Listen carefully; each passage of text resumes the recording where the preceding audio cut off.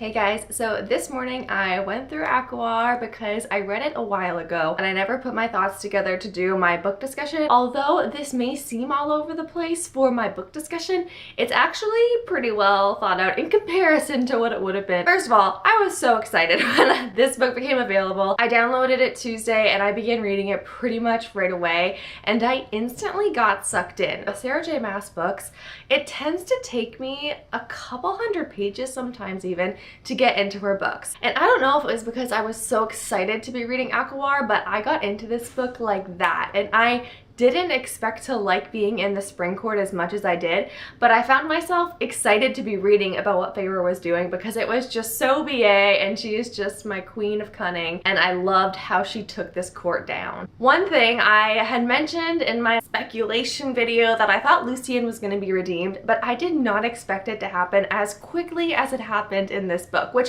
I'm actually not even complaining about. Lucien and Feyre have such a wonderful friendship and it's kind of on the rocks obviously in the beginning, but I just see such potential for them as allies and friends, and it made me so happy that Lucien went with Feyre. Like, I was just so for Lucien. I thought it would take me longer to warm up to him again, but he just instantly showed himself to be more on Feyre's side than anyone else in the Spring Court besides Alice, but I need to talk about her separately. Okay, so the first time I felt my heart just kind of like lurch in a sad, happy, emotional way was the scene with Alice when Alice is talking to Feyre and she's admitting to Feyre that she told Morgan to get Feyre out. Back when Tamlin tried to keep Feyre and tried to lock her in the house, Alice was the one who told Mor to get her out. She sees Feyre in this true light of who Feyre actually is, and I just love that there's someone in the Spring Court, someone who is even a minor character, but someone who just believes in Feyre and sees that she's actually better now than how she was with Tamlin and just totally respects her, sees right through her disguise. But I love it. I love Alice so much. There was a quote where Alice says, "I never bothered to tell them I think you came back right," because everyone thought Feyre came back wrong and Alice was the only one who actually thought, no, this is how Feyre is supposed to be. Alright, so let's go to the summer solstice. I just have to say the descriptions of the summer solstice, I just really wanted to be at that party. It sounded like so much fun. Minus the Spring Court and Tamlin and Ianthe, however her name was pronounced. But this is when Feyre is really just like making her schemes and her plans, and I loved it how she just completely undermined. And we have this evil Hybern royalty twin pair that's like a little bit incestuous, and by a little I mean a lot bit, and it's making me have the heebie-jeebies. Feyre just completely decimates them, and then she decimates Ianthe, like muddles her brain and breaks her hand, and then her and Lucien just leave, and I love it. They left things in chaos, and I was just like, Feyre, you did what you came to do. I'm so proud of you. So apparently my camera decided to stop recording. I wanted to mention one more Alice part that really had my heart just stirring, and that was when Alice said that she was going to be leaving, and Alice said that Feyre would always have a friend in the summer court despite the blood rubies, and then Feyre says to Alice that she'll always have a friend in her own court, and I just... how these minor characters can make you feel so much is just a testament to how good these books are. Okay, so finally the Night Court arrives, and it's Cassian, and it's not only just like Cassian, but his wings are whole and repaired. There's a moment in Feyre like almost is starting to cry, and Cassian just says, I missed you too, and I love these friendships so much. They are just such good friendship. But I mean, really the scene we were all waiting for was when Rhys and Feyre saw each other again, which was just so emotional, and it wasn't even anything over the top. There weren't these crazy declarations of love or anything like that, but just the way that they saw each other and how Feyre just kind of fell to the floor on her knees, and then Rhys just comes right up to her and falls on the floor too. Emotions are happening. So many emotions are happening. So then they go and see the sisters, and I was not expecting Elain to be a shell of a person. I really thought that of Nesta and Elain was going to be the one that was going to be okay with it, that was going to be accepting of it, etc. And I guess I just didn't realize how in love Elain was with the human, because she is just completely destroyed. There is no shred of a mating bond appearing on her end, at least. I really loved about this book, and I wasn't exactly expecting it, was that Feyre got a lot of one-on-one time with these other court members that we had only seen in a group setting. Feyre and him train, so they have a lot of time together, and then also Feyre and Cassian go together to see the Bone Carver. It's in those alone times that we get to learn more about these other characters, which I'm so excited for because they're going to be the ones in the next books and they're who I want to read about. So it's like we get little sneak peeks about their lives and we get to learn about them more.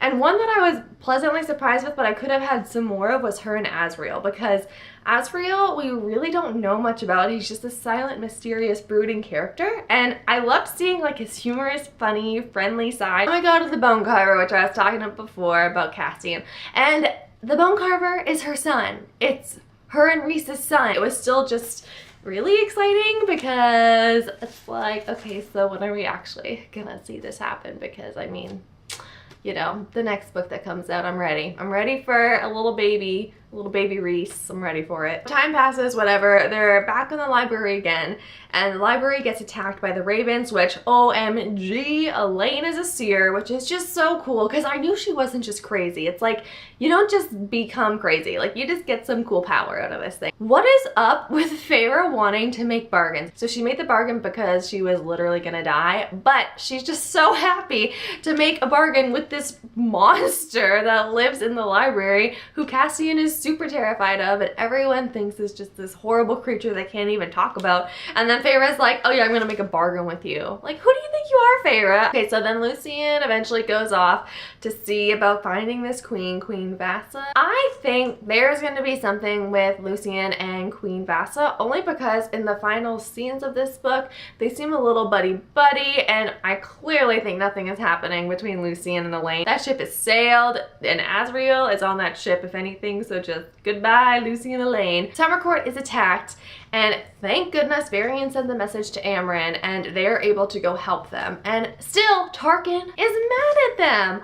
Why? Why? They brought their own soldiers, they risked their lives, they gave all of their power and strength to fight for your court. He still doesn't get that there had to be obviously a really important reason why they stole from him. But then when the battle is ended, so Nesta, you know, is back in Velaris, and when Cassian comes home, like, Nesta just gets mad that Cassian doesn't greet her, doesn't come say hello to her after he comes back from the battle. And I just love it because this is the first time I think we really see Nesta just showing her attachment to Cassian, which she's been trying to avoid. I just love these little bits we see of Nesta just like getting closer towards Cassian. So then we go to the waste of time meeting with all the High Lords, and it is just like a bunch of children sitting at a table calling each other names. Like, that is exactly what these whole scenes were. There is such a bigger thing going on. Literally, this world could end, and then you're deciding to just be mad over stupid, petty things. Get over yourselves, people.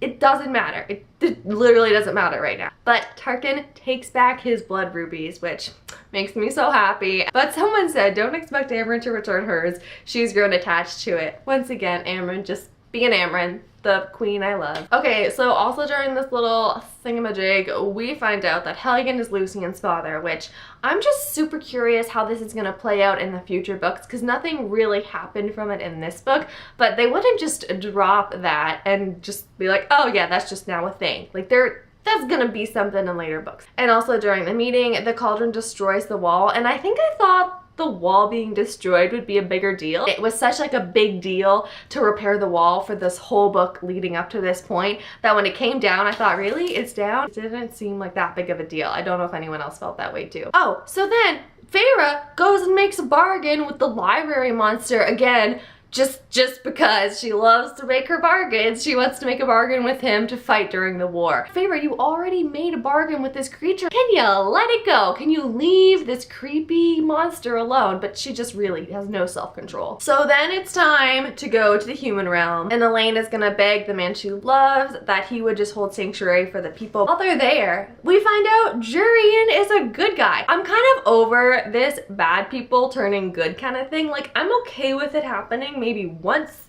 in a book, but there are so many characters in this darn book that are supposed to be ones that we hate, that they switch the table on and now we're supposed to like them, and I don't know if I want to like these people. And then Jurian lets it slip that, yeah, Tam Tam, he ran off to Hybern to tell him all the plans that happened after y'all went to that meeting together. So excellent news. Tamlin has betrayed them all once again. Who is shocked? Not me. There's lots of battles happening. I'm not gonna talk about the battles. I'm gonna talk about Feyre going to the cereal, because you know that was the point your heart broke. I felt so emotional for this cereal, and then how Feyre is describing the cereal as a dreamer, and he's telling Feyre, make this world a better place than it was when you came into it. I'm getting chills right now thinking of that final scene with the cereal. That's the thing about this book. I want more time with all of the characters involved. Hellion randomly is the one who comes and retrieves Feyre, and everybody is mad at Feyre because Feyre just went off on her own and didn't tell anyone, which is super understandable. Like, you're in the middle of a war and you just decided to go off on this little adventure and not tell your friends who care about you. Have some decency, Feyre. Like, that was wrong. I think Mor was entirely in the right to be mad at Feyre. Blah, blah, blah, more things happen. Then Elaine is kidnapped. Little quest, little sidebar here, not gonna be a big deal, except we find out that Tamlin kind of saves all of their butts. We learn about Mor's secret because she tells Feyre when they get back and she's like, listen, I don't like men and that's why I can't be with Asriel. Her story is just so sad. I really wish Mor had just told Asriel. He would be the last person to ever share a secret. He's Rhysand's freaking spy. All he does is keep secrets. Another battle is happening because, you know, that's the whole last half of this book. Feyre is like, you know, I know we just had this conversation with everyone that I'm not gonna run off again without telling anyone, but I'm gonna run off to the Court of Nightmares and go get this mirror so that I can get the bone carver. And I'm just thinking, Feyre, we literally just had a conversation about not leaving your friends without telling them. But you know Feyre, she just goes anyway. We have the second most emotional scene in this book, for me personally, was when Rhys was giving this speech before the final battle. I read it again today and I was just like near crying. That final speech he makes to his court right before they all march in, I'm just like, keep it together, girls. You don't have time to feel things right now, just keep going. And then we find out that Rhys made a bargain with the Weaver to come fighting. These people and their bargains, I swear, they have no chill when it comes to making a bargain. Cassian is getting killed by the King of Hybern and Nesta is all up in this. She finally semi-admitting her drama to Cassian, and then Cassian is almost dying and then just saying to Nesta, the only thing I regret is not having enough time with you.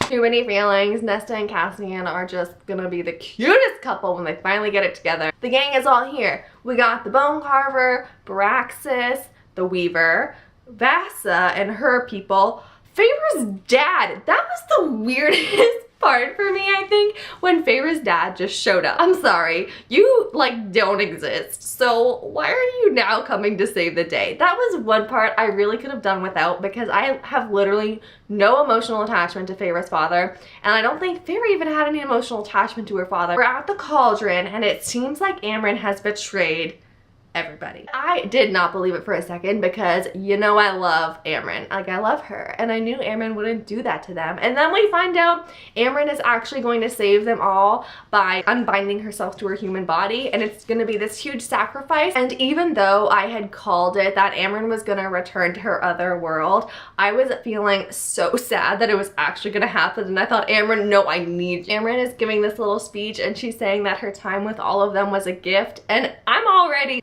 up to here with feelings, and she just pushed me over the edge. And you know, Amren just completely slays everybody. The king is dead. Nesta obviously killed him. Hallelujah, we all called that one. And they're remaking the cauldron, and Rhys is just going for it way too hard, and he knows it's gonna kill him, but he just literally gives all of himself to the cauldron, and then he dies. Thank goodness all the High Lords come together, including Tamtam, help Rhys come back to life. I would have been wrecked if Rhys died. That would have been the most tragic ending to the series, and I probably would have hated it. So thank the goodness that Rhys lived through it all. Also, Rhys grabbed Amren in the cauldron, and Amren is back, and she's no longer otherworldly. It's like that old part of her has been shed. If you couldn't tell, I was super pumped to be reading this book, and I loved this book. I gave it 5 stars. A couple things. One, I was expecting someone to die, someone from the main court or one of the main characters to die. Next, here's a list of characters who started off as being evil and then somehow started turning good, which I'm not okay with it. I needed a little bit more people to stay evil, but okay, we have 1, Jurian, which I talked about before. 2, Tamtam. He's kind of redeeming himself. And let's just keep him the way he is. He doesn't need to become good. 3, Feyre's dad, which I briefly mentioned. That was just unnecessary. I liked not liking Feyre's dad because of everything he had done to Feyre in her childhood. 4, Eris. I want to be mad at him for Mor's sake. So why are you making me try to like him? I don't want to like him. So now comes the exciting part for me, because I know I've mentioned it before, but I don't watch any book talks or book discussions on books if I'm planning to do a discussion video, because I want all of what I say to be authentic and to be what I originally think. But I love that I'm finally posting this video, because that means I can go watch everyone else's. If you've watched any discussions for ACOWAR that you really love, or if you're making one yourself, let me know in the comments, because I would love to go watch it. So thank you for watching and happy reading.